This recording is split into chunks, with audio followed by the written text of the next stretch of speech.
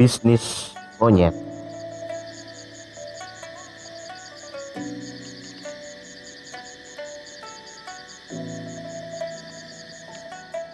Suatu saat, datanglah seorang saudagar bersama dengan beberapa orang. Mereka pergi ke sebuah desa dan bermaksud untuk berdagang dengan penduduk desa setempat. Maka dikumpulkanlah mereka dan para penduduk desa oleh kepala desa untuk diberitahu tentang rencana dagang saudagar tersebut. Sang saudagar menyampaikan bahwa dia bermaksud untuk membeli seluruh monyet yang berada di hutan di sekitar desa, dan dia bersedia membayar Rp500.000 untuk setiap ekor monyet itu. Keesokan harinya, semua laki-laki di desa pergi ke hutan untuk memburu monyet. Hari pertama terkumpul 600 monyet dan dibayar lunas oleh sang saudagar, lalu dimasukkan ke kandang yang sudah disiapkan. Penduduk desa pun sangat bergembira karena monyet yang berhasil mereka tangkap tiba-tiba memiliki harga yang sangat mahal dan mau dibeli oleh saudagar. Pada hari kedua, terkumpul 500 monyet dan langsung dibayar lunas oleh sang saudagar. Kemudian di hari ketiga, terkumpullah 300 monyet dan langsung juga dibayar lunas oleh sang saudagar. Hingga hari ketujuh, total sudah terkumpul 3.000 monyet dan semuanya sudah dibayar lunas oleh saudagar dan disimpannya ke dalam kandang milik saudagar.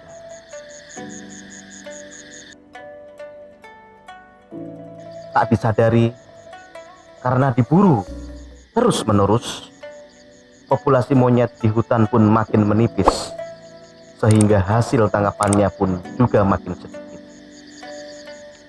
Dan penduduk desa jadi malas untuk ke hutan untuk berburu monyet.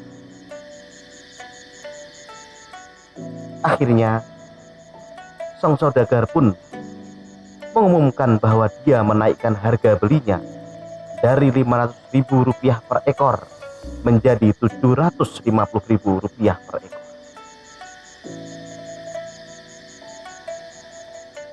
Para penduduk desa pun kembali semangat untuk berburu monyet, walaupun sudah susah untuk mendapatkannya. Akhirnya terkumpullah 200 ekor monyet dan dibayar lunas oleh saudagar seharga Rp750.000 per ekor. Seminggu kemudian, tidak ada penduduk desa yang membawa monyet untuk dibeli oleh seorang saudagar.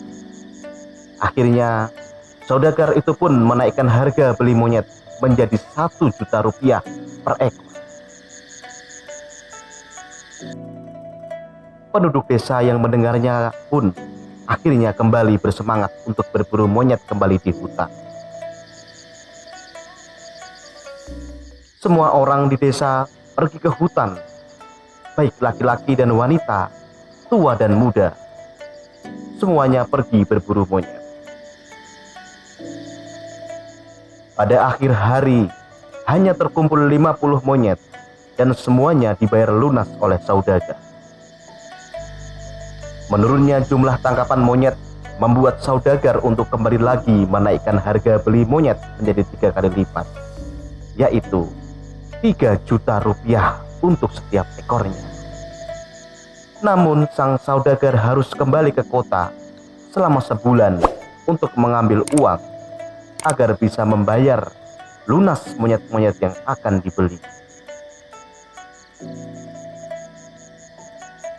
Keesokan harinya, setelah saudagar pergi ke kota, salah seorang asisten saudagar kembali mengumpulkan seluruh warga di balai desa.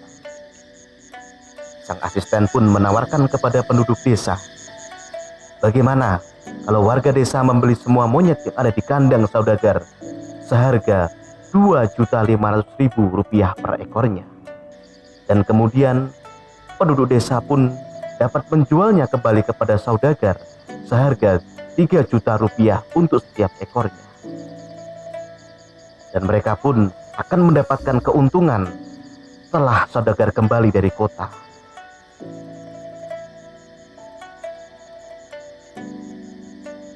Sang asisten pun akan bilang kepada saudagar bahwa pintu kandang rusak dan jebol, sehingga monyet-monyet yang ada di kandang kabur dan kembali ke hutan. Akhirnya penduduk desa setuju untuk membeli monyet-monyet kandang tersebut dari sang asisten, karena sudah terbayang keuntungan Rp500.000 untuk setiap ekornya tanpa harus berburu di hutan.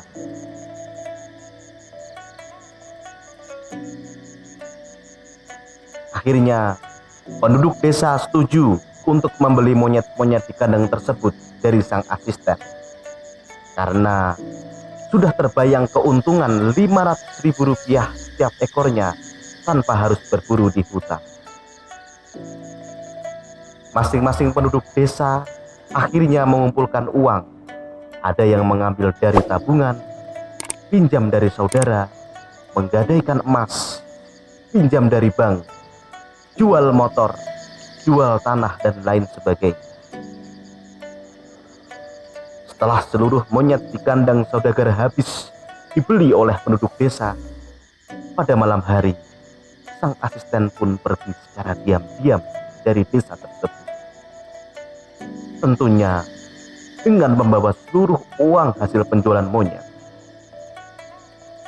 Namun, keesokan harinya, tinggallah penduduk desa terbengung-bengung. Sang asisten telah pergi dan sang saudagar tidak pernah kembali lagi ke desa. Penduduk desa pun menangis karena menyimpan ribuan ekor monyet, tidak mempunyai harta benda, bahkan mempunyai hutang dan sebuah kandang besar yang kosong.